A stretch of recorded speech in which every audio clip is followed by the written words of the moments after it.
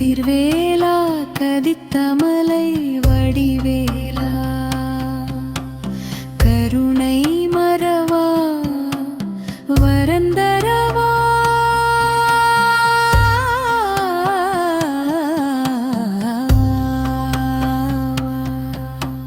சீருப்பகை அத்தனையும் சினத்தாலே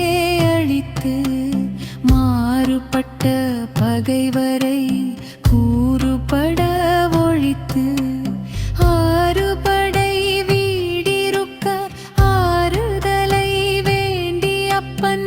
ஏறுமயிலேறி வந்த மலை இதுதானே அவன் சொன்ன